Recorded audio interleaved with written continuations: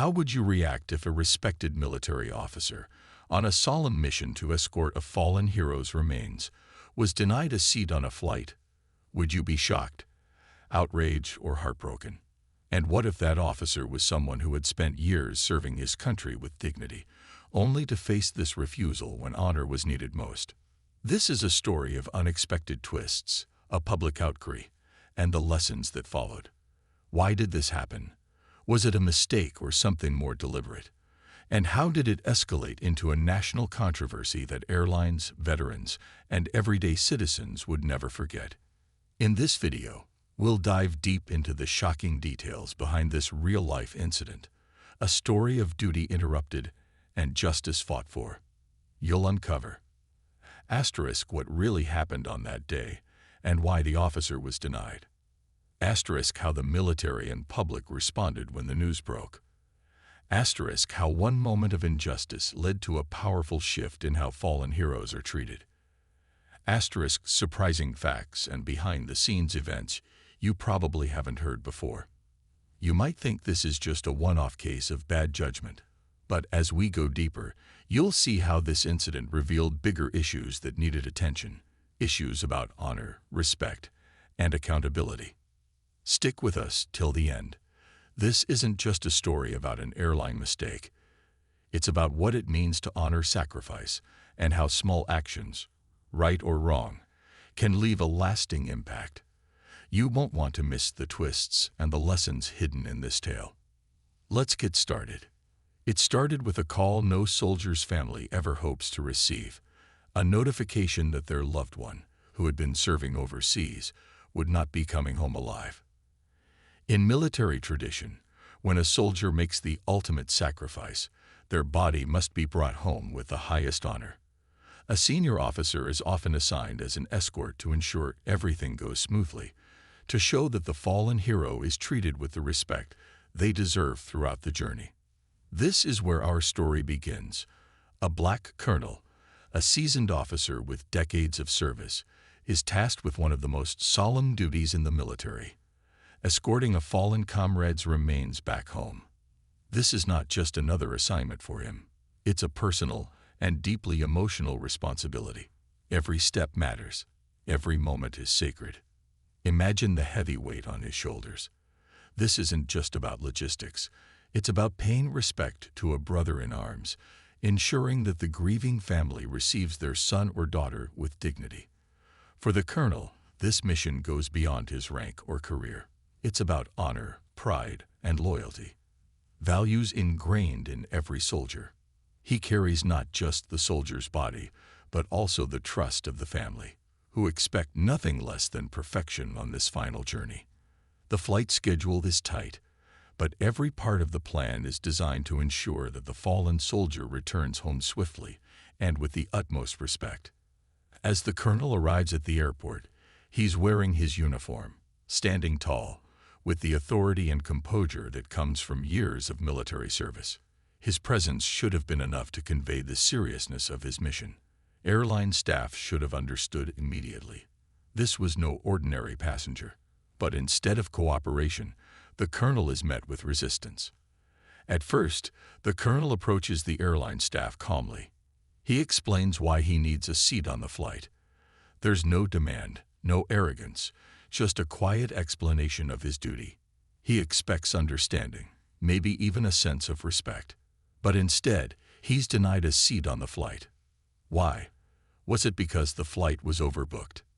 Did the airline staff not grasp the gravity of his request? Or was there something deeper going on beneath the surface? The colonel tries again, explaining that he's on official military duty, escorting a fallen soldier's body home. But his words seem to fall on deaf ears. The staff is indifferent, treating him as though he's just another passenger with a minor inconvenience. They don't see the uniform, the medals, or the years of sacrifice. They don't see the mission he's on, or maybe they don't care. As passengers board the plane, the colonel watches in disbelief. Each moment that passes feels like a betrayal, not just to him, but to the fallen soldier whose remains are waiting to be transported. The clock is ticking, and the flight takes off without him. This denial feels more than just an inconvenience. It feels like disrespect toward both the colonel and the fallen soldier. Why didn't the airline make space for him? Was it a simple oversight, a failure in communication, or, as some later questioned, was there a racial element to the decision? Would things have been different if the colonel had looked a certain way? At that moment, the colonel doesn't have time to reflect on the why behind the refusal. All he knows is that he's failed in his mission, a mission that should never have been denied in the first place. The weight of frustration and disbelief sits heavy on his chest as he realizes he must now find another way to complete his duty. There's no time to argue or cause a scene, because the mission is not about him. It's about the fallen soldier. He must find a way, no matter what. But word of this incident doesn't stay silent for long. News of the colonel being denied spreads quickly through military channels and social media. Veterans, military families, and supporters are outraged. The question on everyone's mind is the same. How could this happen? How could an officer on such a critical mission be denied so coldly? When word of the colonel's denial reached the public, it ignited a wave of outrage. But at first, the story traveled quietly, passing through military circles like whispers carried by the wind. Veterans and active service members were the first to react, unable to comprehend how an officer, on such a solemn mission, could be treated with such indifference. This wasn't just about a missed flight. It symbolized a lack of respect for the men and women who sacrifice everything for their country. News travels fast in the digital age. Social media became a battleground as military personnel and their families began to share the story. Each retweet and Facebook post spread the details further, stoking emotions. There was disbelief, anger, and sorrow, all directed at the airline that denied the colonel. Memes, hashtags, and posts flooded the internet, creating a wave of outrage too large to ignore. For many, the incident wasn't just an unfortunate event. It was a direct insult to military values. Escorting a fallen soldier's remains is one of the highest honors in the military. It is more than just a task. It is a ritual that ensures the soldier receives the respect and honor they deserve, even in death. The escort, in this case, the colonel, represents the military's promise to the family, a promise that their loved one will not be forgotten, and that their final journey will be carried out with dignity. When the colonel was denied his flight, it wasn't just a logistical problem. It was a breach of trust. It sent a message, intentional or not, that the service and sacrifice of both the fallen soldier and the colonel did not matter. The military community was outraged, feeling that the airline had disrespected not just one man but the entire system of values that binds them together. As the story gained traction online, media outlets began picking it up. News anchors and journalists started asking the same questions. How could this happen? Was the denial a result of mismanagement, bias, or pure incompetence? Every article and news segment increased public pressure on the airline to provide an explanation. The airline tried to downplay the situation, issuing a vague statement about flight policies and availability. But this only made things worse. The public was not interested in hearing excuses about overbooking or policies. People demanded accountability. Citizens across the country began to call for answers, some even organizing boycotts of the airline until the situation was addressed properly. Military organizations, veterans groups, and advocacy groups added their voices to the uproar. Petitions began circulating, demanding the airline issue a formal apology. Many people questioned whether the colonel's race had played a role in the decision, raising concerns about systemic discrimination. The conversation expanded beyond the flight denial itself, touching on larger social issues about how people of color are treated, even within institutions that are supposed to be built on equality and honor. One of the most powerful aspects of this story was the overwhelming support from veterans and military families. People who had once served or had family members in the armed forces were deeply touched by the incident. They knew what it meant to lose a soldier and to entrust their remains to an officer like the colonel. Veterans and military families began sharing their own stories online, of moments when they too had faced disrespect or indifference from institutions that should have shown them honor. These personal accounts added weight to the outcry, making it clear that the colonel's experience was not an isolated incident. Many began posting photos of themselves in uniform or wearing dog tags in solidarity, with captions calling for change. The colonel's story became a rallying cry for everyone who believed that no soldier, dead or alive, should ever be treated without respect. Meanwhile, behind closed doors, the airline's leadership was in crisis mode. The backlash was bigger than they had anticipated, and their reputation was at risk. Executives held emergency meetings, trying to figure out how to handle the situation. The initial statements had only fueled the public's anger, and now they had to come up with a better plan. Airline officials reached out to military representatives in an attempt to smooth things over. They offered explanations, citing flight policies and overbooking issues. But these explanations did little to calm the storm. The military community was not interested in excuses. They wanted an apology and a commitment that something like this would never happen again. The airline's lawyers advised them to be careful with their words, fearing that admitting fault could open them up to legal liability. But the longer they hesitated, the worse the public backlash became.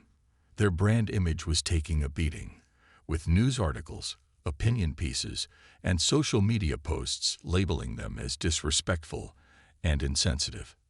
Under mounting pressure, the airline finally issued a public apology. The CEO appeared on national television, expressing regret for what had happened. He acknowledged that the situation was mishandled and promised that new policies would be put in place to ensure no military personnel on duty would ever be denied a flight again. But the apology alone wasn't enough. People wanted actions, not just words. The airline announced several new initiatives, including better training for staff on how to handle requests from military personnel. They also pledged to partner with veteran organizations to repair the damage that had been done to their reputation. The airline's apology and policy changes were a small victory, but for many, the damage had already been done. The colonel's story had left a lasting mark on the public's perception of how soldiers and veterans should be treated, and the airline's name would forever be associated with the incident. The fallout from the incident involving the colonel and the airline wasn't just a passing moment in the news. It had lasting effects that rippled through the military, corporate policies, and public discourse. Long after the initial outrage subsided, conversations continued about respect for soldiers, racial bias, and the power of public accountability. In this section, we explore the far-reaching consequences that extended beyond what anyone initially imagined. The military is an institution rooted in tradition, and when one of its core values, honor, is challenged, it tends to respond with internal reflection and reform. After this incident, several branches of the armed forces began reviewing their procedures for handling the transport of fallen soldiers. Commanders and logistics divisions tightened their coordination with airlines, ensuring that soldiers on escort duty would not face unnecessary obstacles again. This event became a teaching moment within the military. New briefings were rolled out, training officers on how to handle unexpected civilian setbacks with dignity and authority. Perhaps the biggest change came in how the military prepared escorts for their duties. Senior officers were instructed to ensure that personnel had access to emergency channels for travel assistance. An internal task force was even created to audit past incidents, checking whether other service members had experienced similar treatment without public attention. Military public relations also played a role in shaping the narrative. Officers were advised on handling delicate situations like these in ways that would prevent them from escalating into public scandals. This incident made the military realize that even the smallest disrespect, intentional or accidental, could create a media storm in today's hyper-connected world. The airline industry, too, was not left unchanged by the event. Airline executives across the board recognized that the incident exposed gaps in their policies, gaps that could potentially harm their reputations and customer relationships. In the weeks following the scandal, several major carriers quietly revised their policies, adding clauses that prioritized service members traveling on duty, especially those involved in military funerals. Staff training became a major focus. Airlines began rolling out new protocols to ensure employees could recognize and respond appropriately to sensitive situations. Frontline employees, including gate agents and flight attendants, were given specific guidelines on handling escort officers with respect and urgency. The backlash also highlighted the need for sensitivity training beyond just military cases. Some airlines expanded these programs to include anti-discrimination workshops, recognizing that implicit biases may have influenced the treatment of the black colonel. Racial sensitivity training became more prominent within the industry, as companies sought to repair public trust and ensure fair treatment for all passengers. In addition, airlines partnered with veterans organizations to show solidarity. Discounts for military personnel were expanded, and some airlines introduced programs to publicly recognize military service during flights. This was more than just a PR move. It was damage control on a scale the airline industry hadn't anticipated. This story stands as a powerful example of how social media shapes public accountability. Within hours of the incident going viral, millions of people had learned about it, and the airline was forced to respond faster than it might have in a pre-digital era. Online activism, fueled by hashtags and trending discussions, made sure that the issue stayed in the public eye long enough for real consequences to take shape. Social media isn't just a tool for venting outrage. It also empowers marginalized voices. The colonel's story sparked important discussions about systemic racism, both within civilian industries and the military. Many people shared their personal stories of discrimination, using the incident as a catalyst to demand change not only from the airline, but from society as a whole. Public pressure was relentless, and it demonstrated how individuals now hold corporations accountable in ways that weren't possible before. Public apologies, policy shifts, and compensation programs, all of these became standard crisis management strategies that were fine-tuned in response to the colonel's story. The story also resonated deeply with communities of color. For many Black Americans, the treatment of the colonel was not just an isolated incident. It was a reminder of everyday injustices they face. The colonel, despite being a respected officer, was still subjected to the same treatment that millions of Black individuals experience daily. This incident reignited conversations about racism in America, and activists used the story to raise awareness about implicit bias in public and private sectors. This case also sparked debates about patriotism and respect for military service. While Americans generally hold the military in high regard, the incident revealed gaps between public sentiment and real-world behavior. How could someone in uniform, especially on such a solemn mission, be denied a basic courtesy? These questions led to soul-searching conversations about what it really means to honor service members and how respect is shown not just through words but through actions. Religious leaders and community figures weighed in, reminding people of the importance of honoring the dead and treating all individuals with kindness and respect. Schools and universities used the incident as a case study in ethics classes, asking students to discuss the moral implications of the airline's decision and how it could have been handled differently. While the focus of the media was on the public fallout and corporate response, the emotional impact on the colonel and his family was often overlooked.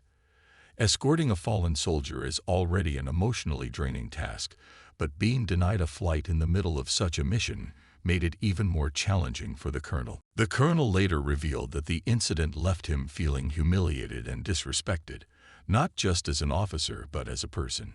Grief and frustration mixed with a sense of betrayal. He had expected to be treated with dignity while performing one of the most solemn duties in the military.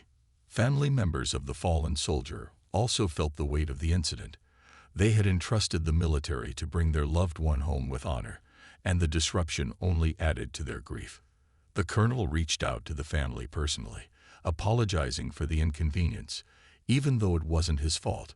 This gesture reflected the deep sense of responsibility that soldiers carry, even in the face of unfair treatment. The emotional toll didn't end when the story faded from the headlines.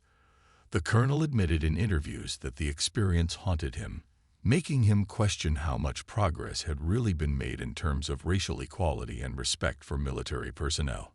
The incident involving the denied flight for a black colonel escorting a fallen soldier's remains resonated far beyond its immediate consequences. It struck a chord within a nation that has been grappling with issues of racial equality, military respect, and corporate accountability. This segment delves into the broader social movements that emerged from this incident, examining how it served as a catalyst for change and greater awareness of systemic issues.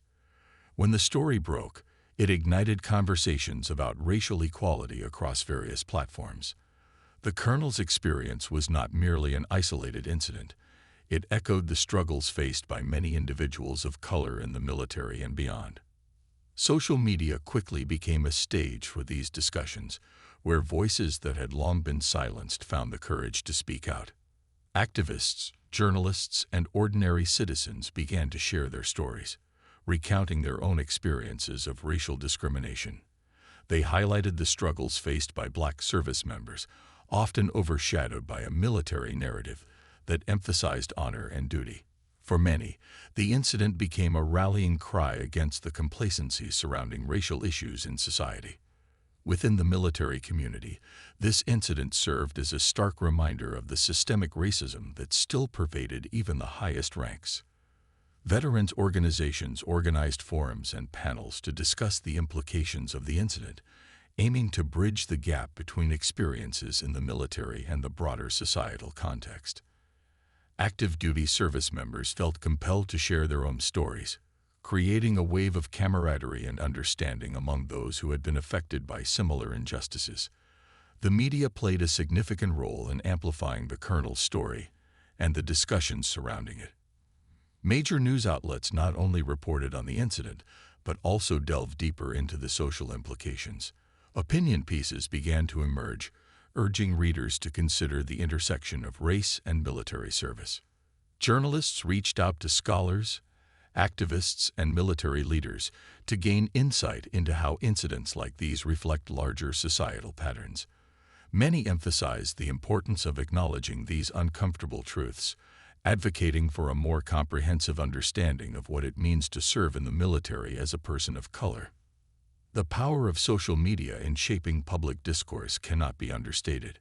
Hashtags related to the incident quickly went viral, allowing for widespread engagement. Users shared personal anecdotes, and some even created compelling visual content to drive home the message of unity and resilience.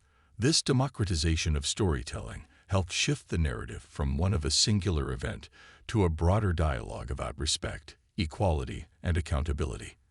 As the incident captured national attention, it also caught the eye of lawmakers. Politicians from various parties began to speak out, recognizing that the public's outrage could no longer be ignored. They called for inquiries into the airline's policies and demanded greater accountability for corporations that serve military personnel. This incident led to a series of congressional hearings aimed at examining how service members are treated by commercial airlines. The aim was to ensure that there were safeguards in place to prevent such occurrences in the future. Lawmakers argued that service members should never face obstacles while performing their duties, especially when it involves escorting fallen heroes. Furthermore, discussions about diversity training within both military and civilian sectors gained momentum. Legislators pushed for the implementation of mandatory programs designed to address implicit biases and improve cultural competency among employees in various industries. This was seen not only as a way to honor the colonel's experience, but also as a necessary step in fostering a more inclusive society. In the wake of the incident, grassroots organizations began to mobilize communities around issues of racial justice and military respect. Local chapters of organizations like the NAACP and the Urban League organized rallies and discussions, inviting community members to share their experiences and thoughts. These gatherings fostered a sense of solidarity and empowerment. People felt heard and seen, sharing not just their frustrations, but also their hopes for a more equitable society. The colonel's story became a case study for discussions about how communities can unite in the face of injustice, emphasizing the power of collective action. Community leaders emphasized the importance of staying engaged beyond the immediate media cycle. They encouraged attendees to remain vigilant and active in advocating for changes in policies and practices that affect marginalized communities. This shift from passive outrage to active engagement marked a significant evolution in how people responded to incidents of injustice. The military, known for its traditions and protocols, faced scrutiny about its internal culture following the incident. The outpouring of support for the colonel highlighted the need for a cultural shift within the armed forces. Officers began to recognize that acknowledging and addressing issues of racism and discrimination was not just a matter of policy, but also a matter of morale and cohesion. Senior leaders initiated discussions about diversity and inclusion, focusing on how to create an environment where every service member feels valued and respected. Training programs that highlighted the importance of cultural sensitivity were introduced, emphasizing the need to understand the experiences of those from different backgrounds. Moreover, the military acknowledged the emotional toll that discrimination can take on its members. Mental health resources were expanded to provide support to those affected by racial bias. Soldiers were encouraged to seek help if they experienced feelings of isolation or discrimination, marking a shift in how mental health was perceived within the ranks. The incident also became a focal point for educational campaigns aimed at raising awareness about the struggles faced by military personnel of color. Schools, universities, and community organizations began organizing lectures and workshops that discussed the broader implications of the incident, encouraging critical conversations about race and respect. Educational materials were developed to help inform people about the historical context of racial issues within the military. Many aimed to shed light on the contributions of Black service members throughout history, showcasing their bravery and sacrifices while also highlighting the injustices they faced. This new wave of education led to increased engagement among younger generations, many of whom felt a sense of urgency to address these long-standing issues. Student organizations took the lead in organizing events that promoted discussions about equity, culminating in campaigns that called for systemic changes within both military and civilian spheres. As time went on, the legacy of the colonel's experience lived on. The discussions sparked by this incident became part of a larger movement advocating for social justice and equality. People began to understand that change requires not just awareness, but sustained advocacy. New movements emerged, inspired by the bravery of the colonel and others who have faced similar discrimination. These organizations worked tirelessly to promote legislative changes, aiming to create a more equitable future for all service members. The principles of respect, honor, and integrity became the driving forces behind these initiatives. As communities rallied around the cause, they created a sense of interconnectedness. People began to realize that their struggles were intertwined and that working together was essential for meaningful change. The colonel's story became a symbol of hope, illustrating that even in the face of adversity, individuals could stand strong and inspire others to join in the fight for justice. The events surrounding the denied flight for the Black colonel escorting a fallen soldier's remains sparked an outpouring of community support that became a vital part of the narrative. The story of the colonel was no longer just about one man's experience. It morphed into a powerful tale of unity, resilience, and collective action. This section explores the significance of community support, how it manifested, and the impact it had on raising awareness and fostering change. As news of the incident broke, communities across the nation were shocked. The denial of a flight for a respected military officer, especially while he was honoring a fallen hero, ignited feelings of outrage and sadness. Social media platforms buzzed with discussions, posts, and tweets, echoing sentiments of disbelief and anger. Local organizations quickly mobilized to provide a space for individuals to express their feelings. Town halls were organized where community members could come together to discuss the implications of the incident. This gathering allowed people to share their experiences with discrimination and injustice, creating an environment of solidarity. In one small town, a local veterans group took it upon themselves to honor the colonel. They organized a march, inviting everyone to wear military insignia or black clothing as a show of support. As people lined the streets, the sense of community was palpable.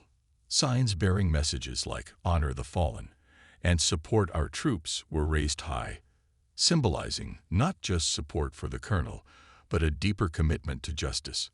Social media played a crucial role in amplifying the voices of those who rallied around the colonel.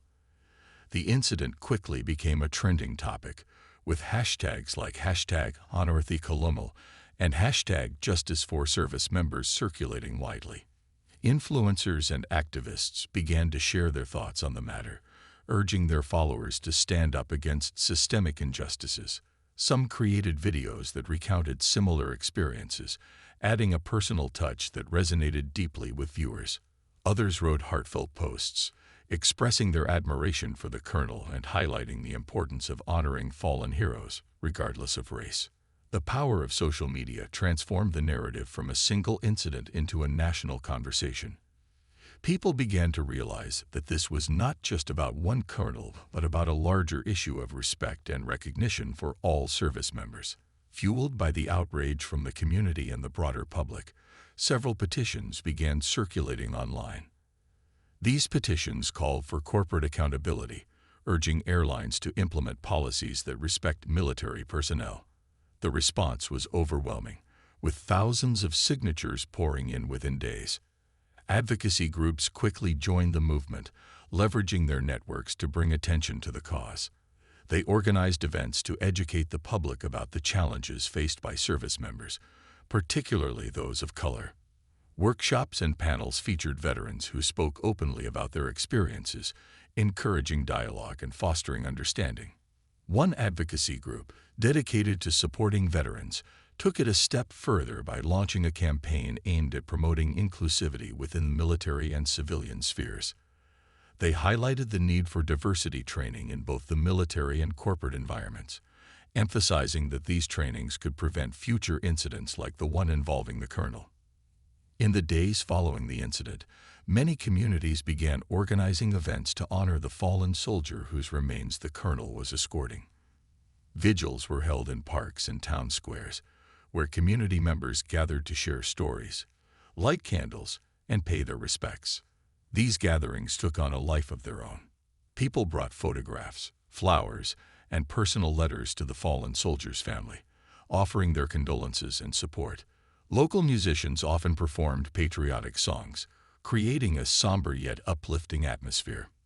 In some towns, schools participated by having students create artwork dedicated to the fallen soldier.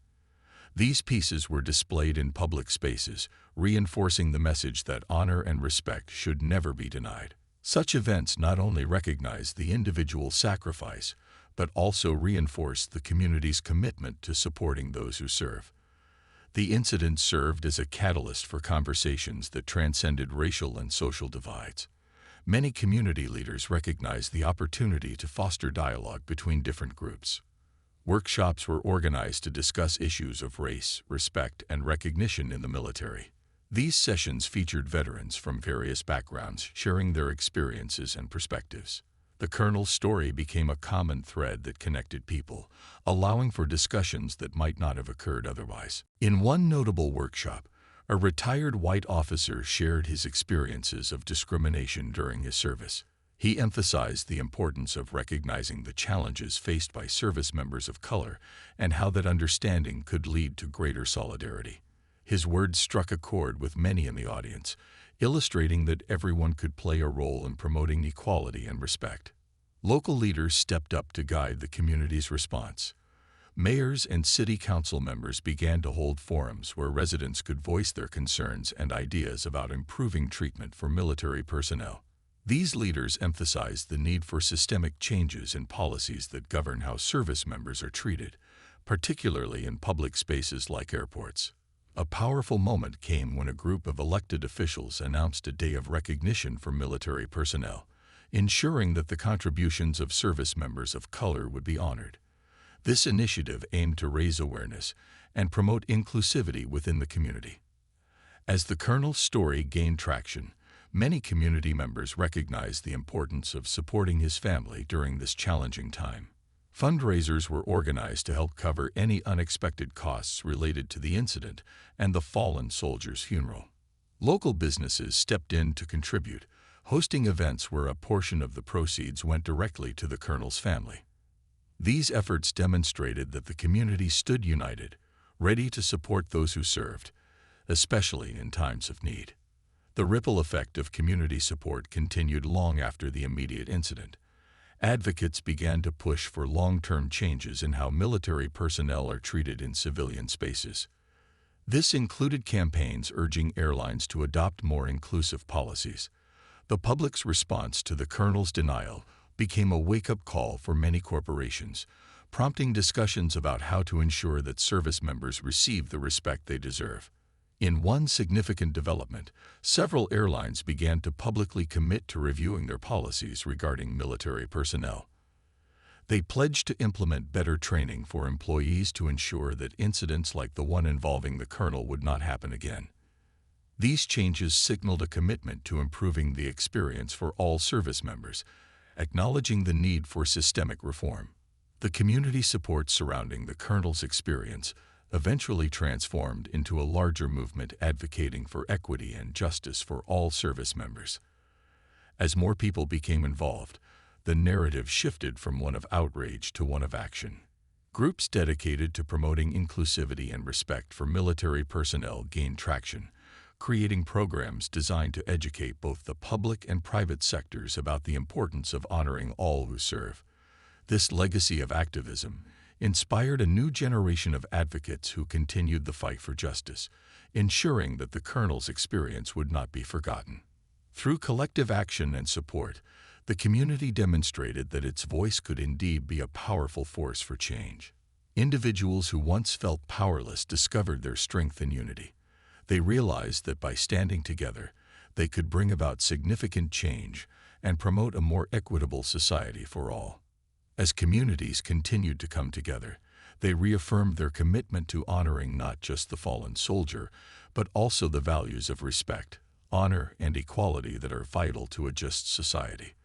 The colonel's story became a beacon of hope, illustrating that even in the face of adversity, the power of community support could spark meaningful change.